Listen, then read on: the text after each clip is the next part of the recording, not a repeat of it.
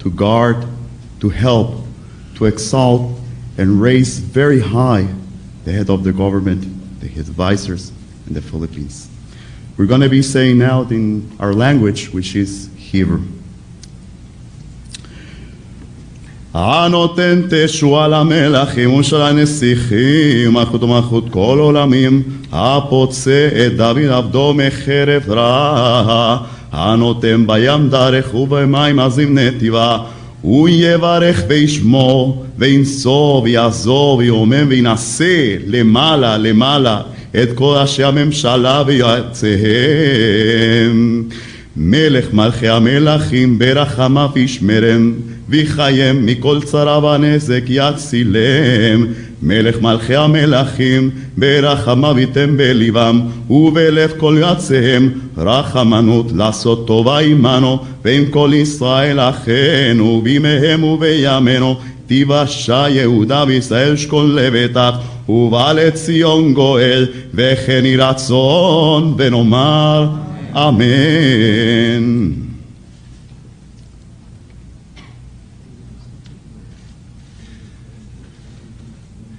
Thank you, Rabbi. And now we'll have a message from the ambassador of the State of Israel, Ambassador Netanyahu.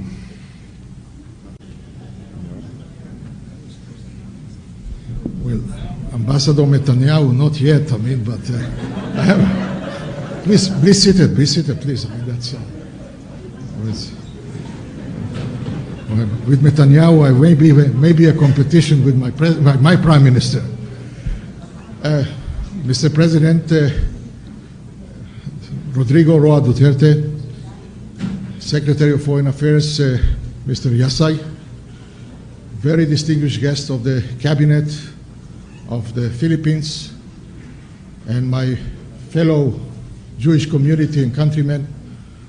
And this is really a very, very unique moment, a very moving and a very exciting moment for me to see the President of the Philippines in the synagogue coming to greet the community on such a very unique day, end of Rosh Hashanah, and Ben Kesel Asor, which is a unique chapter in our tradition, where we are actually doing our soul search and waiting for the judgment of God for all our action, deeds, wrong and right. Mr. President, the history of our two nations is intertwined long before we became two states. And this affinity and bondship is marked by two incredible events. The first one that is the story of rescue in the Philippines. That was in the late 30s, when the world suffers the darkest days in its history, the rise and fall of Nazi Germany. This is the time where the Jewish people are victims for being Jewish, not for doing anything wrong. And they are looking for a place to hide and shelter. Most of those countries who consider themselves enlightened nations fell into darkness, and as a result, they basically suffered the biggest moral defeat. But of all places of the world, it was this Philippines that was struggling to become a state, that through a great leadership and good moral conviction of its president of the time, the first elected president, Manuel Quezon, who decided to open the gates of the Philippines to Jewish people, Jewish refugees. 1,300 of them reached the shores of the Philippines. Many others would have come if not for the war and if not for the politics of the time. But those 1,300s created generations. And you, Mr. President, more than anyone else, know this story and connected to the story. This is practically a great moral victory of the Philippines against the moral defeat of those who considered themselves enlightened nations in those days. The second chapter of our relationship starts with another Manuel Rojas, who was the only president, the only country, Philippines was the only country to vote for the creation of Israel. That makes it possible for me to stand here today as an ambassador. And these are indeed two unique pillars in our history, which shaped and carved our future as nations and as people and as friends. And we always looked at these unique relationships under the banner of friends indeed, our friends indeed. And as a result, by the way, in 1969, the government of Israel decided to abolish visa requirement for the Philippines, since Philippines opened the gates of its country and also opened the hearts of the people to the Israeli and Jewish people. It is just a right thing to do to open the gates of Israel to Filipinos. Ever since then, we are indeed on a road of very healthy friendship and cooperation, and that was also shown during the Yolanda tragedy, where Israel was the first country to come to the Philippines with a major humanitarian operation. Israel is a country that is very involved in many aspects of Filipino life. That includes from agriculture, food security, and medicine, and whatever you can refer to as a bilateral relationships. And we definitely appreciate, Mr. President, you coming here today as a great sign of friendship to Israel and the Jewish people. Thank you for this honor.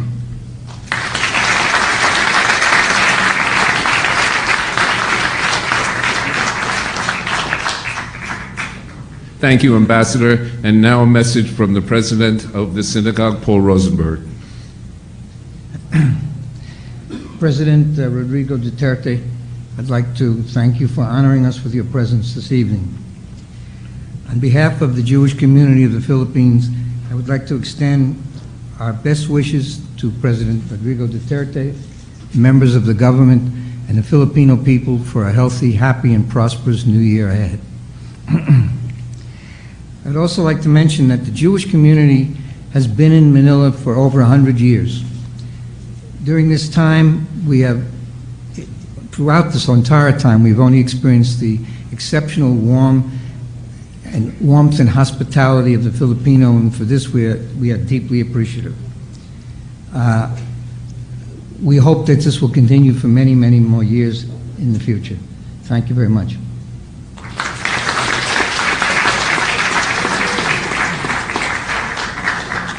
Now may we call on Secretary Prefecto Yasai Jr., Secretary of Foreign Affairs, to introduce our special guest.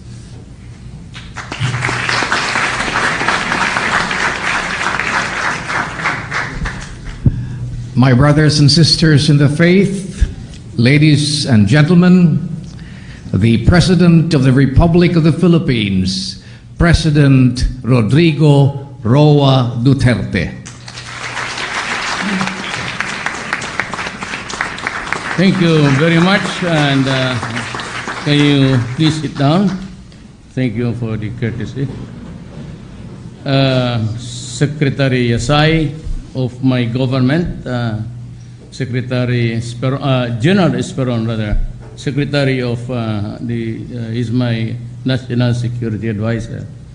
Hibiben Matiao, it's pronounced if by Ben Matit Yao, the first ambassador to the Philippines, Rabbi Elijah Azaria, the Rabbi Elihu Azaria, that's how it's pronounced. Mr. Rosenberg, Mr. Lee Blumenthal, the Director of the Jewish Community in the Philippines, ladies and gentlemen. I came here with a prepared speech so that we can be together and meet to share the blessing of the day for the Rosh Hashanah. But more than that, I will not read my prepared speech. I would rather just deliver maybe what my presence here, well, it was a compelling one First, because I'd like to greet you on your holiday, and second, because I would like to apologize. And it comes from the heart. You know, I have been mayor of Davao City for the last 23 years. Then I was a congressman, a member of the assembly. Then also I was a vice mayor to my daughter. And before that, I was 10 years a prosecutor in court. You know, it's my character. And I'm easy to, that's what I am. I mean, I am I and you are you. And God created me to be in this way, I suppose. But one day, when I was coming home from Laos, I was a bit tired. We were on the plane. We arrived at 2 o'clock in the morning from the ASEAN summit. And part of the briefing was really that I was pictured by the media guys, especially those who are against me, on the political side, the other side of the fence, that I was portrayed and pictured as Hitler. And so, true to my character, actually, I am one who would never say, no, I am not that. I just would write on this and say, okay, I am Hitler and I will murder these 3 million drug addicts. But in doing so, I mentioned the word Jewish. And that was what was terribly wrong. And for that, I apologize. But I have never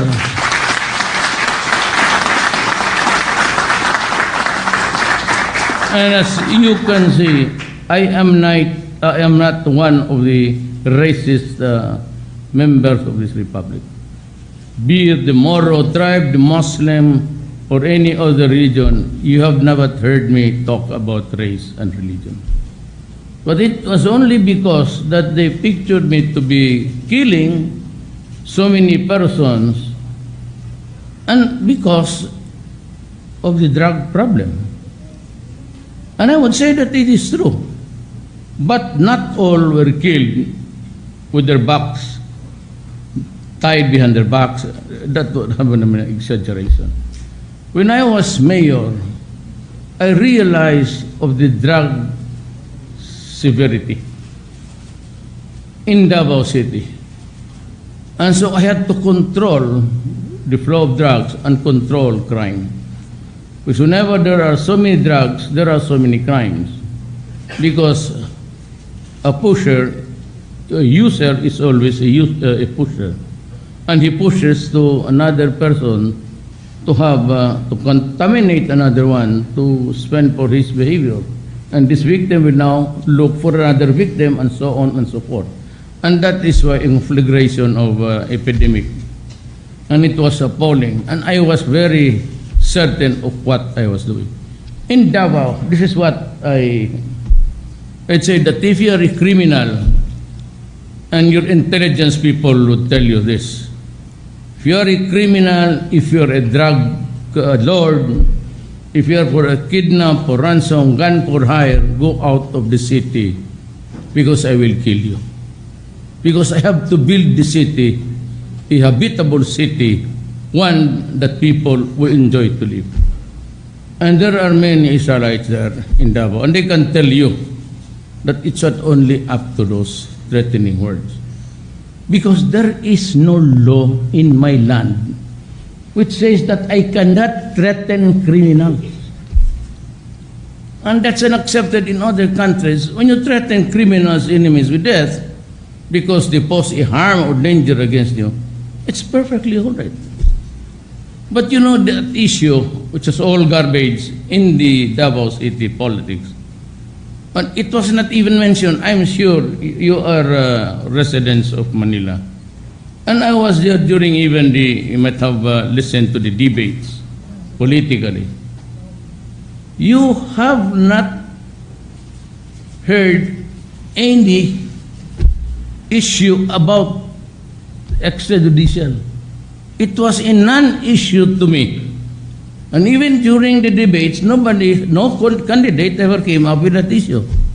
But when my rating went up, and I was already number one and a viable candidate for the presidency, they dished out that garbage of, it is true, I'm very strict. It is true that I would be a danger to criminals. I never denied it. And when I became president, until I was able to squeeze everyone, that the naked truth came out. That there were about 700, hundreds of thousands of addicts. And we have stopped counting because I'm waiting for the final report, because it would reach a 1 million mark.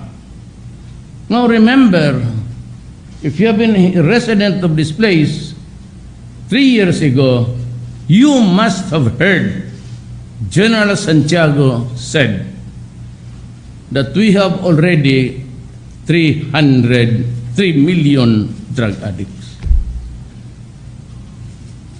If you add that to the 1 million I am expecting to be the incremental increase of all of those years, I would have about 4 million drug addicts. When I was in Laos, I had a talk with Widodo, President Widodo. And we had this time to talk about drugs in our respective countries. And I asked him, how many drug addicts do you have in Indonesia? And he answered, 4 million. Now, I have this confirmed 3 million during the time of General Santiago 3 years before. And I was just playing with my mind that by a soul, I said, there's no dissimilarity, because I am sure by the end of this year, I would have about 4 million. Indonesia is a big country. It has 3 great islands, and it has 240 million people.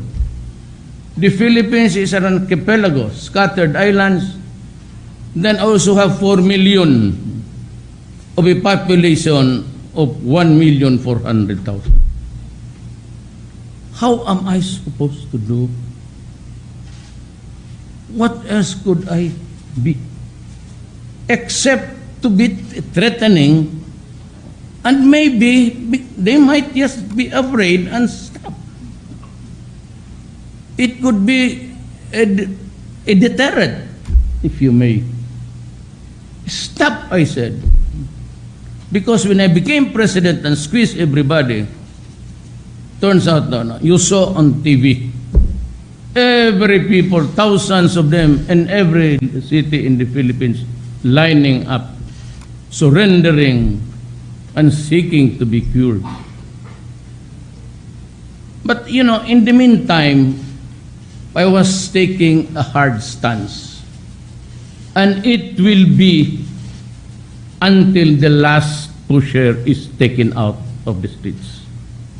It will be relenting, and I will not stop, even if it take me the whole of the 6 years of my term. I am putting on the table, at risk, my life, my honor, and the presidency itself. Means nothing to me. If I'm taken out of office, fine. So long as I just say that I will do my duty and do what I promised to the people. I will stop corruption, drugs, and criminality. And my God, if I have to die doing it, I will anytime. That's what I promised to the people, and it is a sacred promise. I will do it. And I will not stop despite the hypocrisy of the European EU and America and Obama. Now, they seem to refuse to understand. I became president midterm. What is left of the money of the government after the election of last June is only good for maintenance, MOOE. nothing else. And I would say that, why is Duterte killing them? Why does not he build so many rehab centers so that they can be cured?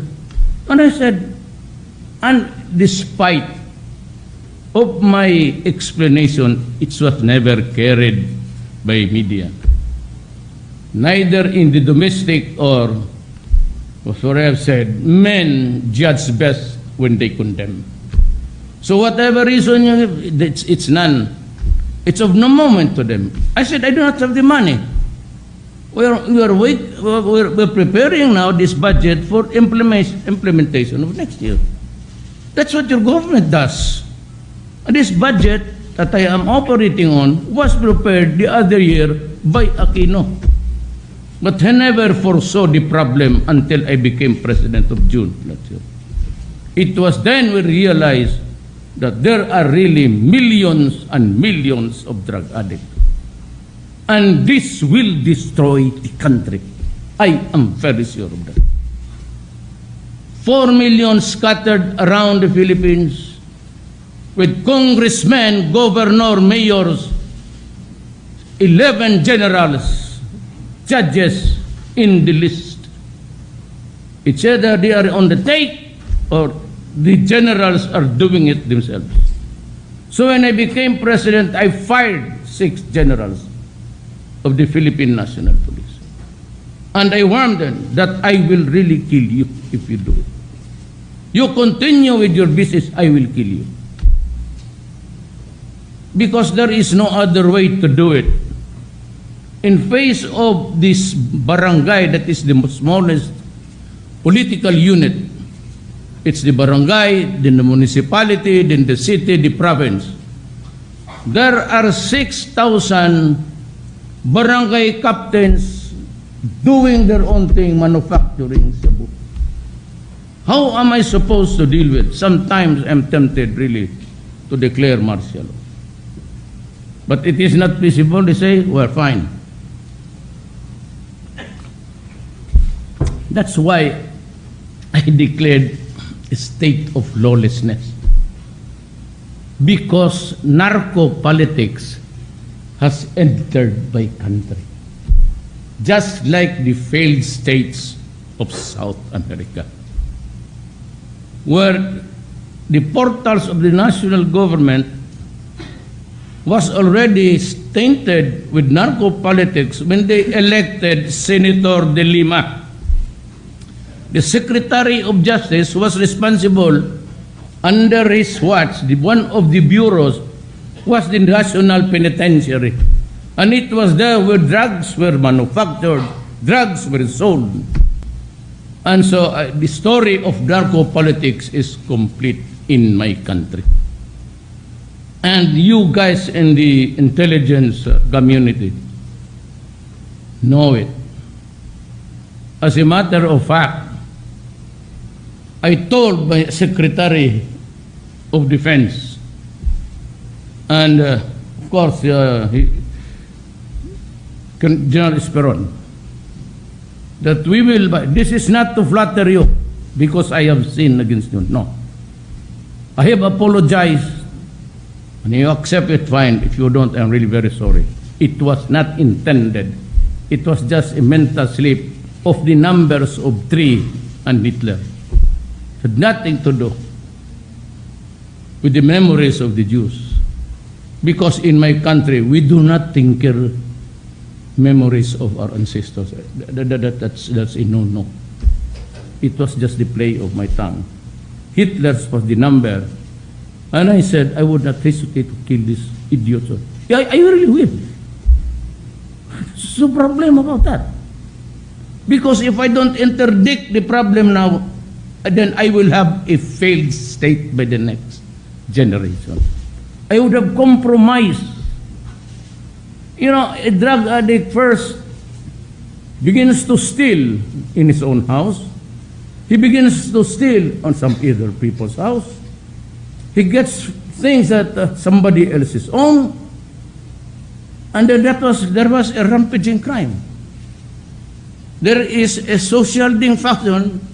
A family dysfunction start with, a social function in your place, then it places everybody in danger. How many times, you are residents here, how many times have you read of newspapers detailing how an 11-month-old baby was raped, how a mother was killed because the son was asking for money? You are not a stranger to that news. I am very sure of that. That is the reason why my mouth opens like this. And then here comes the human rights attacking me and Obama and the State Department. You know, these guys who are mighty and very strong, industrialized, they don't just do matter, they insult small nations. We are a member of the United Nations. So if you are a president of a country who is a member of the United Nations and you have a gripe against me, open the talk and subject matter in the United Nations. Then maybe the United Nations or whatever the Security Council will decide to investigate, then they would order one of the organs under the United Nations is the Human Rights Commission. Then they should send a rapporteur to investigate me, give the results to Ban Ki-moon, and Ban Ki-moon will now call my attention for what is the United Nations, what is its use? If you just insult people without any investigation. I've only said, go, arrest them. And if they present a violent resistance, and if you are the policeman or military man, and your life is in danger, kill them. I just came from the hospital. I just came from another. I lose 2 policemen a day. Is that really extrajudicial killing? Why would I allow even one single policeman to die if I'm into it? Might as you shoot people at a distance. You need not really go near him and have yourself slaughtered too. And the problem is, I'm very emotional because America has certainly failed us. Instead of being a friend, it's election time, and they just, go ahead and talk, reprimand another president in front of the international. Is that good? You have a president, Netanyahu. He does not want himself even corrected in public. He will answer you. You know, I'm sure you're familiar with how Netanyahu responds to vicious attacks against his policy. You hear him out. He does not care. America? He does not listen to America. Oh, just shut up. We have our own problem. We will solve it our way. But did they ever chastise? Can they ever chastise Netanyahu? No. Because he will not allow it. And other presidents may be, but me, I will not. Then what is your defense now? If media misquotes you, if media does not publish all what you say, or media slants it a little bit, and you have no defense, here am I trying to explain. My explanation never reaches the front pages. It is not even given a slight. All they want is, they don't even know the feelings of the Filipinos or my feelings. They worried of the feelings of EU, Obama, and the human rights. They are worried about how these guys feel towards the Philippines, when after all, they do not really care. And that is why I said, if this is what happens now, I will be reconfiguring my foreign policy. Eventually,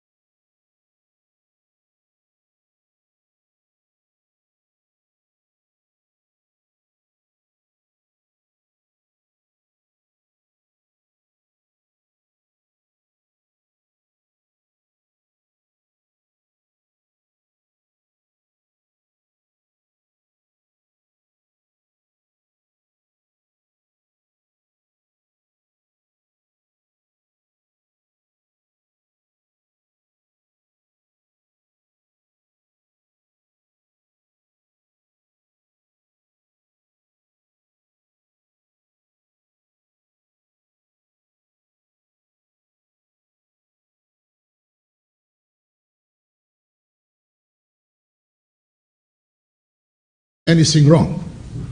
And they are looking for a place to hide and shelter. Most of those countries who consider themselves enlightened nations fell into darkness, and as a result, they basically suffered the biggest moral defeat. But of all places of the world, it was this Philippines that was struggling to become a state, that through a great leadership and good moral conviction of its president of the time, the first elected president, Manuel Quezon, who decided to open the gates of the Philippines to Jewish people, Jewish refugees. 1,300 of them reached the shores of the Philippines. Many others would have come if not for the war and if not for the politics of the time. But those 1,300s created. Well, Ambassador Netanyahu, not yet, I mean, but I have. Please sit it, please. I mean, that's. With Netanyahu, I may be a competition with my Prime Minister. Mr. President, Rodrigo Duterte, Secretary of Foreign Affairs, Mr. Yassai, very distinguished guest of the Cabinet of the Philippines, and my fellow Jewish community and countrymen. And this is really a very, very unique moment, a very moving and a very exciting moment for me to see the President of the Philippines in the synagogue coming to greet the community on such a very unique day, end of Rosh Hashanah, and Ben Kesel HaAsor, which is... ויעזור וירומם וינשא למעלה למעלה את כל ראשי הממשלה ויועציהם. מלך מלכי המלכים ברחמיו ישמרם ויחיים מכל צרה ונזק יצילם. מלך מלכי המלכים ברחמיו ייתן בליבם ובלב כל יועציהם רחמנות לעשות טובה עמנו ועם כל ישראל אחינו בימיהם ובימינו תיוושע יהודה וישראל שכון לבטח ובא לציון גואל וכן יהי רצון ונאמר אמן.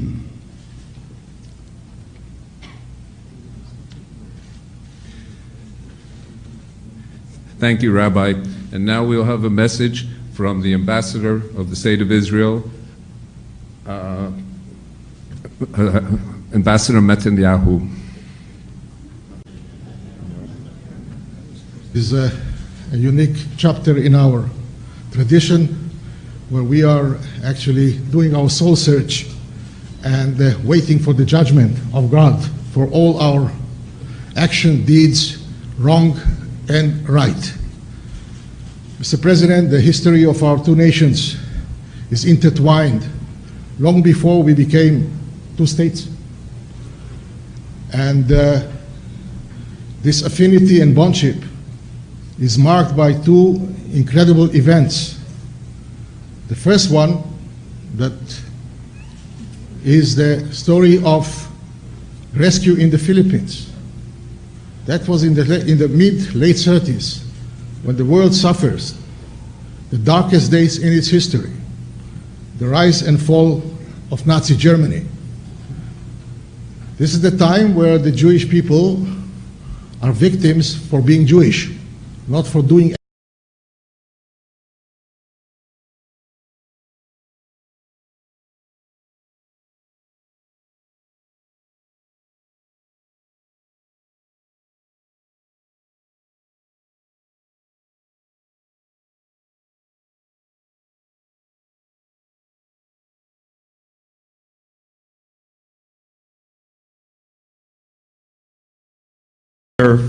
to guard, to help, to exalt, and raise very high the head of the government, the advisors in the Philippines.